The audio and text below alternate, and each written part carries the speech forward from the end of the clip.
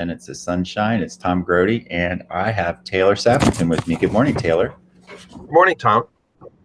Thank you very much for joining me this morning. Taylor has agreed to share his values and his superpower. He did the little exercise and everything for me, and sent some great photographs. And we've been kind of reminiscing here before we went live. But I'm going to share a little bit about Taylor, and then Taylor, I'm going to turn it over to you, and we'll get to hear from you. But Taylor went to Ohio University, and you actually do you live in Athens?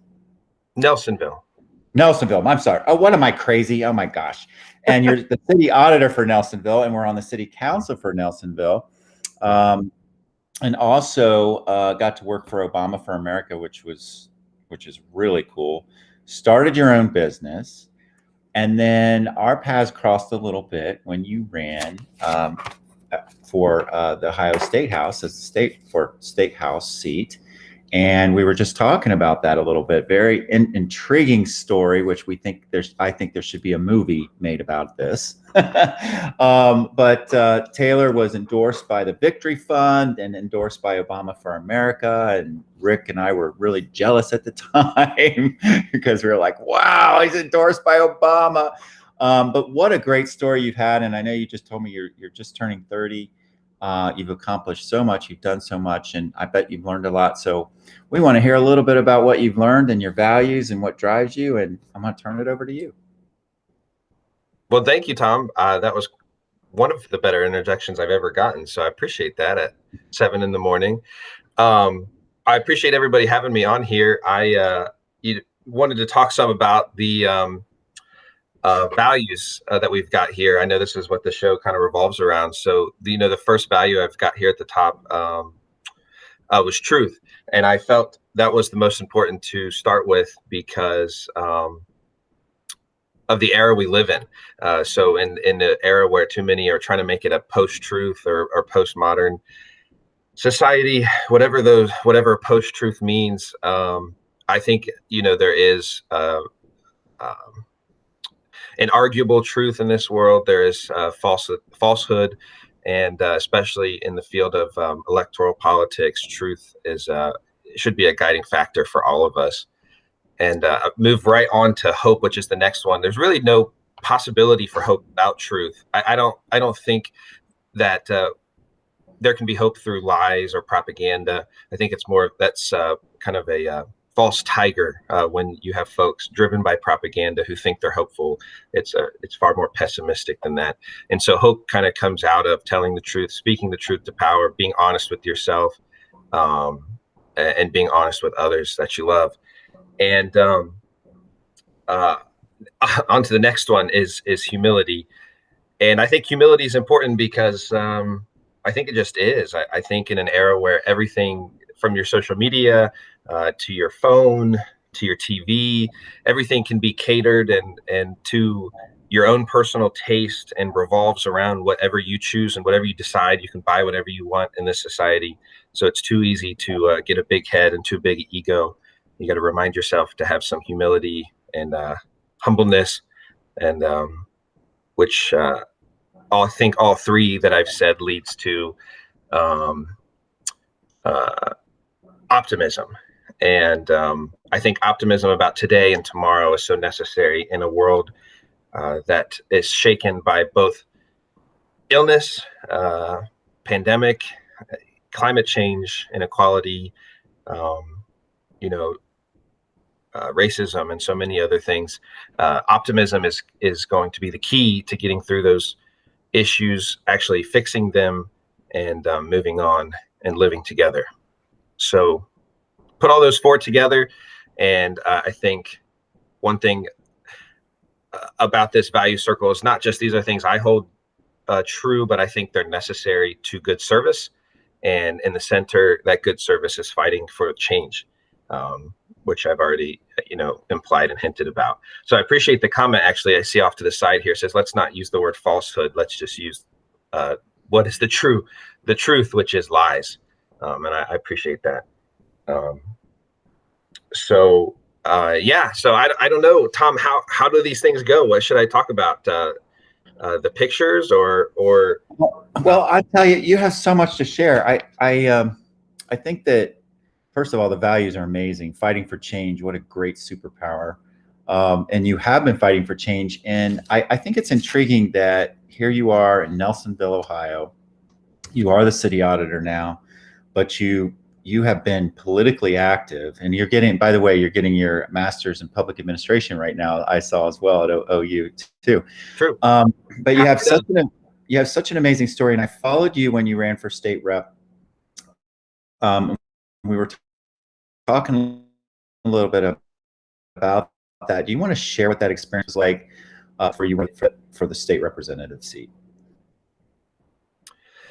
Yeah, I mean, so the experience running for state house is it's an irreplaceable one in my memory. But I was on city council, came in first place in my small town out of 5 candidates, and in my first run, which was a surprise to many of us, including myself, and then had served for several years through some of the more difficult moments in city history, recent city history, where the state has cut us back like everybody else.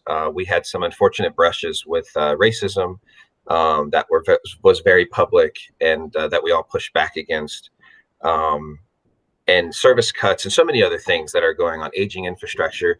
And so amongst seeing these issues going on right here in our small city, I ran for state house because the state house clearly didn't get it.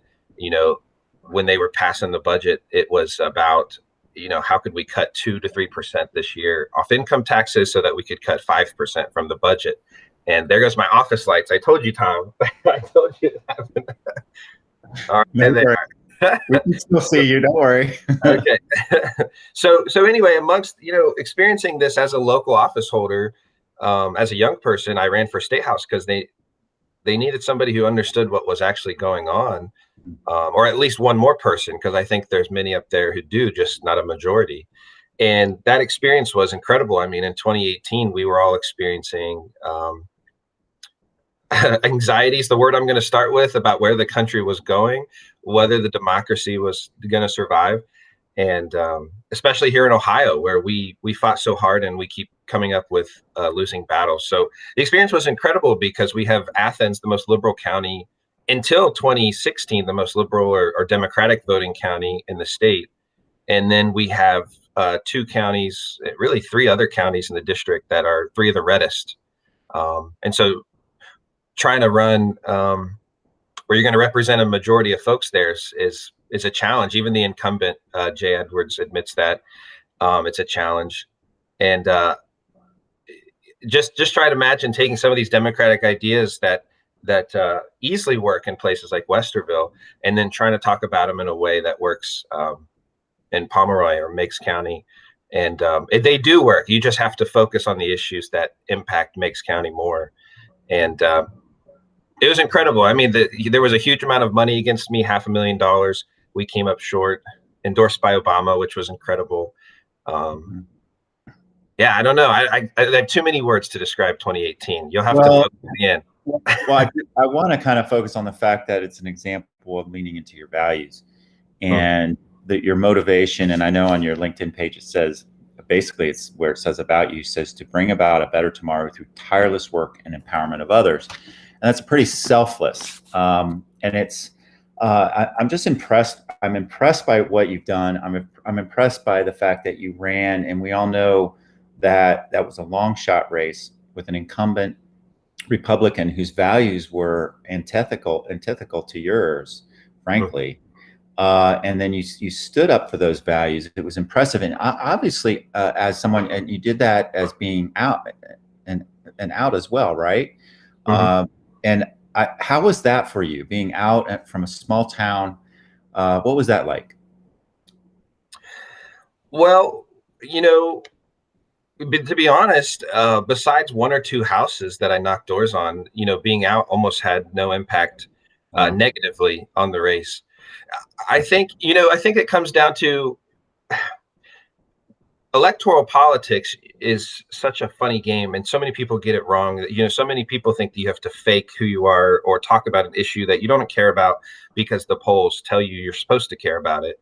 And I don't actually think that's true. I think people are smarter than that, and can sense when you're doing that.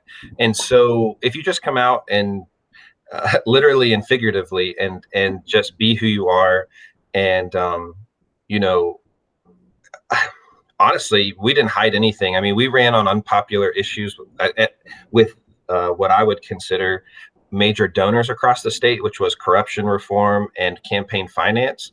Yeah. But it was the only two issues that everyone agreed on, that Ohio was one of the most corrupt states in the country, and that we had one of the worst campaign finance schemes in the country as well. And really no campaign finance scheme. It's just a scheme, really. And people loved it. I mean, we lost, but we had so many folks to this day who say, if it wasn't for their personal connection or their support for the incumbent prior to my entering, they would have voted, for that type of campaign any day. They said the state needed that shakeup. And we just ran on what we believed in and talked about it in a way that people understood across the district, and people responded. And there was a lot of attention, positive and negative in politics as always, but a lot of attention brought to Southeast Ohio just because the race was different than all the rest, state and national attention. What I hope, even though I lost and love my job now as city auditor, where we're making a lot of good changes, what I hope people took away was Ohio deserves candidates and politicians who are honest and are going to fight for what they believe in, not just what the most recent poll says. Wow. And we hope we raise that standard. That's fantastic. It's like, even when you lose, sometimes you really win, especially when you're fighting for your values and you're fighting for change. And but Taylor, I mean, we say you've been fighting for change. You are changing things, and I know you're only one of a handful of elected officials in the entire state right now, and here you are from Nelsonville, Ohio, and so you represent change. You represent. I mean, that was impossible 10 years ago. Impossible. And so here you are, part of that change. I have a feeling you're going to be doing a lot more of it. I hope I get the chance to vote for you someday, I got to tell you. But I just want to thank you. Thank you for all the work you've done. You've got a long way to go. You're only 30, for God's sake. So September 30 to September. All right, you're not even 30. I will say, I do want to thank people like you and folks all across the state, because a lot of the success of my generation is built on folks who came before. And I just want to mention, in Nelsonville, there were two council presidents that came before me, shortly right before, actually one while I started and one shortly before. And they're two of the folks I respect maybe more than anyone else in this world. So, a lot of folks got us to this moment, and I appreciate them. That's nice to hear. Thank you for that. Well, listen, I really appreciate you joining me today. Remember, even when it's really damn cloudy out, Taylor, the sun is always shining, and you are the sunshine, my friend. So I appreciate it. All right. Well, listen, have a great day, and you take care, man. You too. Thank you, Tom.